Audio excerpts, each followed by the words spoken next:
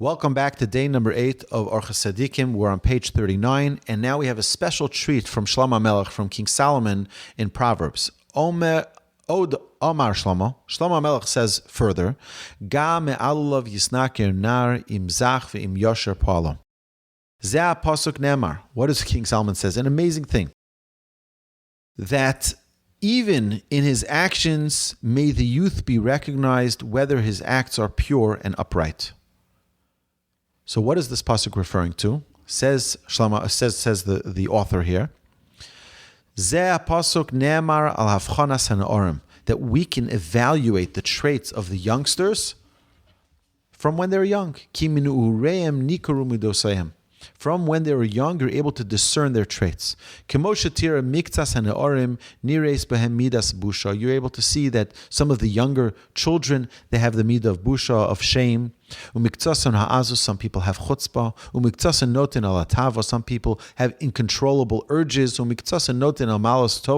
And other children, from their young years, you're able to see their tendencies. Some have great traits, great midos. Vida. Ki kol midos ha'odam asher bo bimei b'habachrus v'hazikno hein hoyu bimei hayaldus v'hashacharus. He says the traits that you see in elders, you could have seen those exact same traits in them when they were children. Ach bizmanahu lo hoye bo koach laharosan v'lahavian l'dei hamaseh. But sadly, when they were young, they didn't understand, they didn't discern in these traits, and they weren't able to bring them to their perfection, to bring it, to maximize the traits. V'hana orim asher grov alim hanavlus, and those young children who grew up with great traits, but then they left their home, they went to school, they went out into the world, and those positive traits got covered up by a bunch of nonsense. It's possible that a person can make believe that those traits, because they're willing to accept.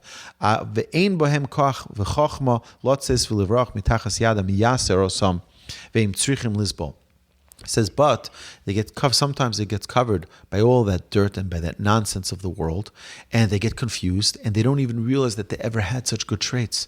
They don't realize that really they were a Baal Chesed, they were really, really kind to others, and they were giving, and they were committed to serving the community, or whatever, any good trait you can imagine, and suddenly they became self-serving, and all it is how can I make the next buck, and how can I make more money, and it all becomes about perhaps not using their positive traits anymore, and it is very, very hard to unravel and remove those negative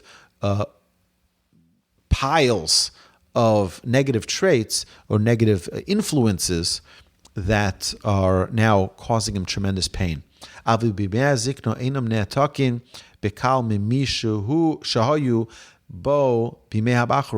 when you're older and you're a little bit more mature, you're able to see things with a different perspective perhaps, and you're able to clear away some of the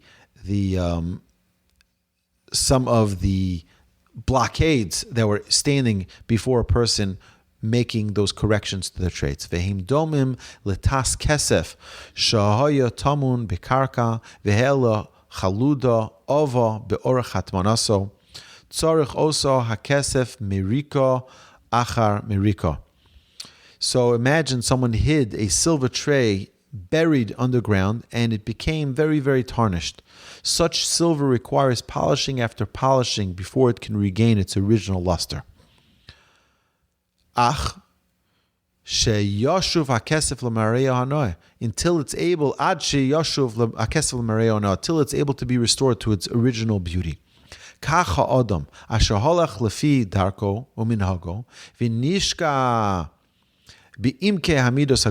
a person who had nice traits and then sadly got trapped in the negative traits, Tzorach liltosh sichlo lahavdil bein hatov ubein hara.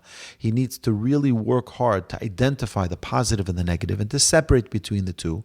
Bein hatamei ubein hator, between the impure and the pure. Really hisrag b'avodas Hashem, and to serve Hashem and to be accustomed to the way of Hashem.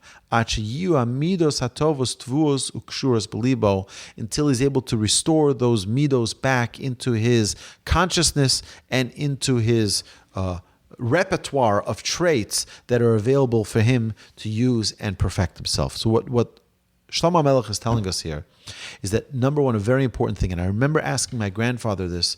I asked him he was talking about in his shmuzin, Rabbi Shlomo Wolbe, my grandfather would say about how important it is for a person to identify their traits. And I asked him innocently, how do I identify those traits? He says, one of the ways you can identify those traits is actually a secret here that the Orchos Tzaddikim is telling us from Shlomo HaMelech in Mishlei, which is, if you look at your childhood, look at the way you acted in your childhood. When did you act when you have dispute? How did you act when you had conflict? How did you act when you were angry? How did you act in all of the different circumstances that you can recall?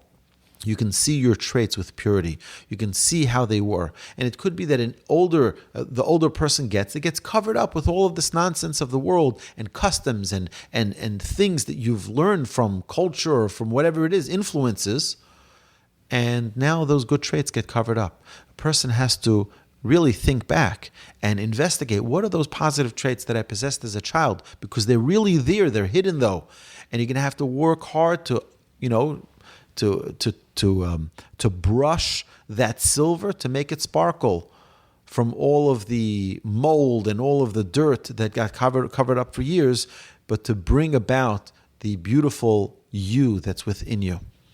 And Hashem should help us all that we should succeed to do so. And Be'ez Hashem, next week we'll continue to the 9th part of the introduction of the Orchos Tzaddikim. Have a good night, everybody.